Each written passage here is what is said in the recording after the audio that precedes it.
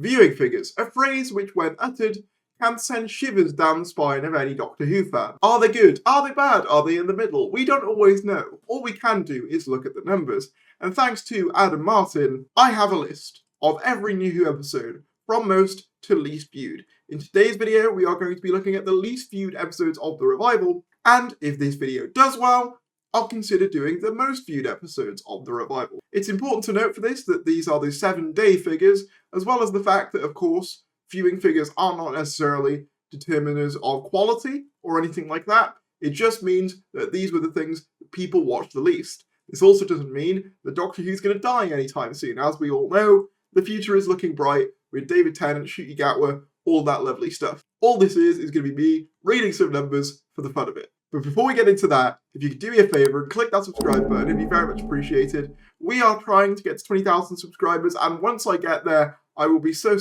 happy. It's been my goal for forever, so any support would be greatly appreciated on that front.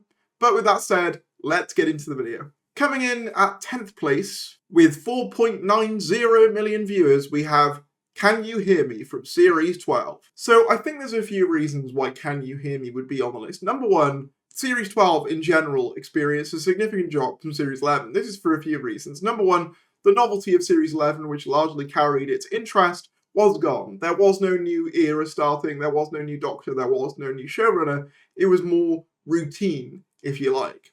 There was also just the fact that, in my opinion, marketing was somewhat lacking for Jodie Whittaker's second outing, as well as the fact that a lot of the marketing they did do placed emphasis on the finale, as opposed to these episodes in the middle, which led to the feeling, whether intentional or not, that these episodes were somewhat disposable. So I can kind of see why the general public didn't quite click with this.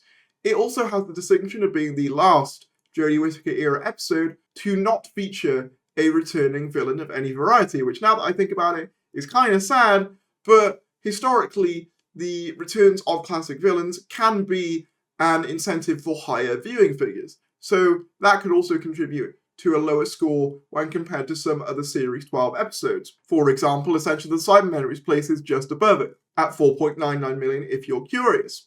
Overall, I'm not a huge fan of this episode. I like a lot of its ideas. I like the idea of the Dream Guy. I just think its execution is very wonky. And yeah, I can kind of see why this episode is here. In 9th place, with 4.82 million viewers, we have The Lie of the Land, the Series 10 episode. So Series 10 had arguably the opposite problem to Series 12 in a sense. Series 10 came right at the end of the Stephen Moffat era, and there was kind of a general feeling, at least among the fan base, that Moffat had kind of run out of steam and that we all wanted to see something new. This combined with the fact that this was a middle of the series episode and a serialized story at that, which casuals just aren't ever really that invested in when compared to solo outings, a fact which will become clear as we go down this list, probably contributed to a lower viewing figure for this episode. In terms of my own feelings on it, I don't hate it. I think the Monk trilogy has some nice moments. Again, it's just wonkily executed. I think the fact that each part had a different writer is a problem, and you can really tell it's written by 3 different people, especially when you have a story that's intended to be serialized in some form. In 8th place, with 4.73 million viewers, and our final Capaldi episode on this list, we have The Eaters of Light. This was notable for being the first episode of the revival to employ the help of a classic writer to write the story, which is a very cool distinction. However, the story itself, in my opinion, has never been that memorable.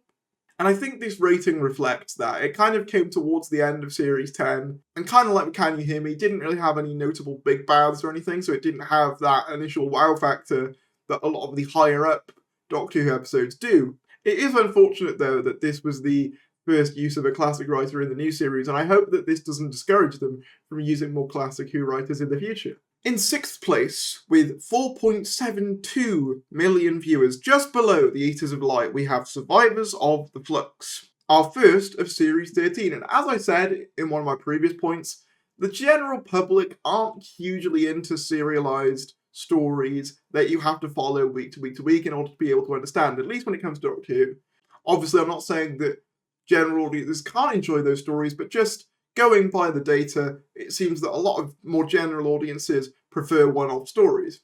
And Survivors of the Flux is no different, coming right at the end of the Flux event. You know, it's basically the penultimate episode, and containing many different plot lines, including the companions trying to find a pot that tells the date to the future, the Doctor sat with Tectane talking about her past, as well as the Grand Serpent's its slow infiltration of UNIT in order to let Sontarans through. There's a lot going on, and I could see casual audiences trying to watch it and just being too bewildered, especially if they hadn't watched previous weeks. I do find it interesting that this is actually higher up than some more notable episodes of Flux that you'd expect to do better than this one, but we'll get to those when we get to those.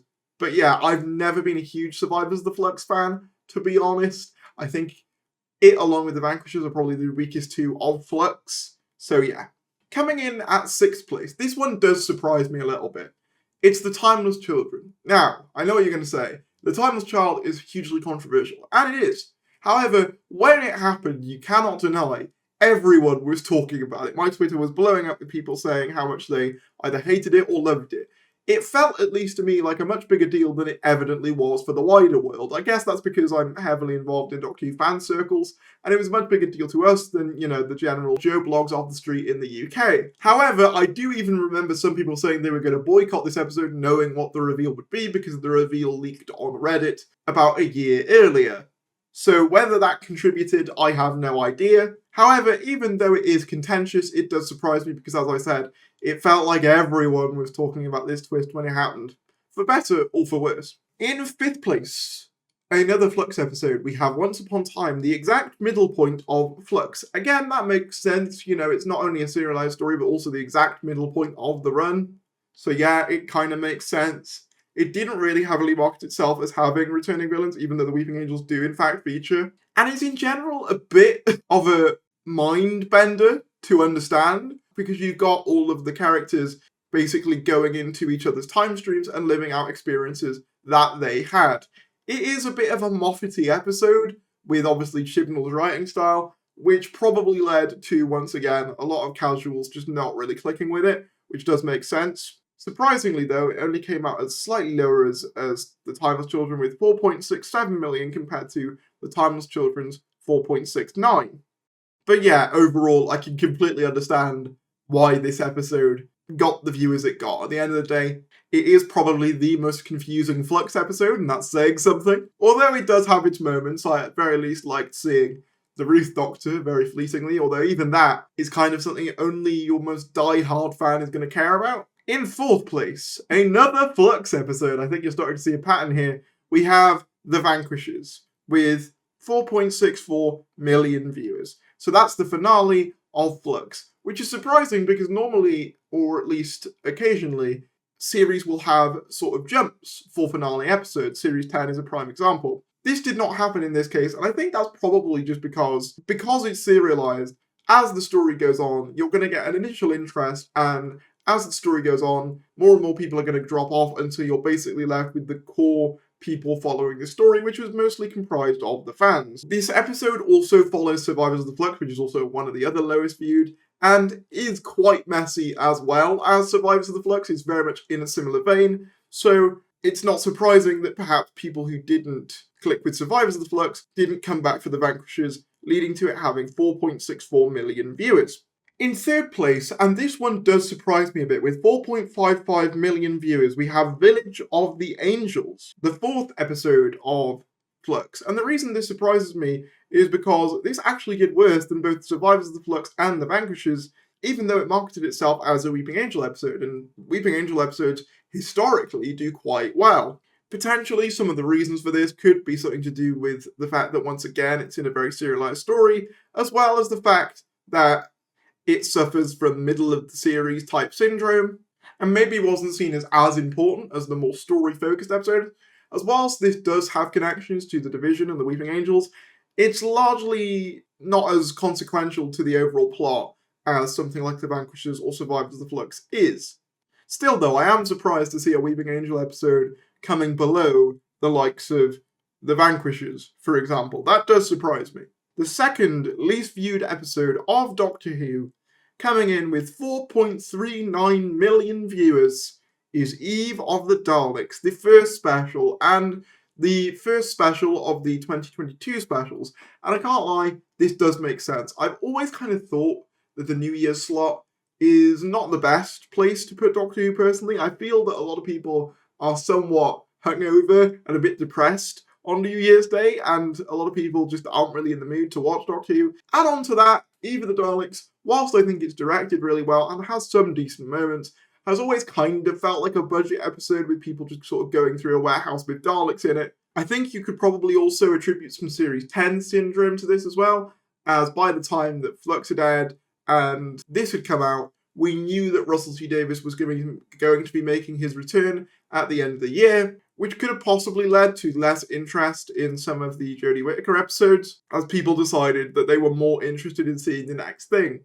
And then, at first place, the least viewed episode of the revival is, to no one's surprise, Legend of the Sea Devils, clocking in at 3.47 million viewers, which is almost 1 million less than Eve of the Daleks. And yeah, I basically remember nobody talking about this episode when it came out. Obviously I did, but in terms of the wider world, no one was really interested in this episode. In fact, I think people forgot it happened once Shusi Gatwa was announced, to be honest, because that was only a month later, and then Tennant and Tate shortly followed that. As well as the fact that, just in my opinion, this is one of the cases where I will say there's not really a reason to watch Legend of the Sea Devils if you're not already a Doctor Who fan. It is the definition of what feels like filler, killing time. Sea Devils are cool, but the return of those was only ever really going to appeal to fans rather than the general public. There was also very little marketing for Legend of the Sea Devils towards its release. I remember its trailer came out literally early April when the thing broadcast around the 17th, I believe. So there was a very short turnaround in promotion, which probably did contribute to these lower viewing figures. But yeah, that is the lowest viewed episode of the revival. The one thing I'll say, though, is that even though we've gone through the lowest viewed episodes of the revival, these figures are still far, far better than a lot of other shows that currently exist on terrestrial television. And a lot of you might say, oh, the fact that the 13th Doctor ones are all at the bottom is proof of whatever. And whilst, there is a debate to be had on the quality of the era, that's not really what this video is about. But what I will say is that TV habits have changed even across the last 5 years, let alone across the almost 20 years that the new series has been on. So it kind of makes sense that the lower viewing figures would come from the late Capaldi-Whittaker era, where less and less people are watching terrestrial television. Whether Russell T Davies will be able to turn around that figure remains to be seen. We've seen that Doctor Who has been allied with Disney+, as well as the fact that its BBC iPlayer streaming records are at an all-time high, which must lead us to question how necessary are these figures really? But nonetheless, they are still interesting to look at. But what do you think about the viewing figures of Doctor Who? Were there any of these that surprised you? Were there any of these that made a lot of sense to you? Whatever your thoughts are, drop them down in the comments below. Let's talk about it. Be sure to like this video if you enjoyed, subscribe if you're new, and I'll see you later.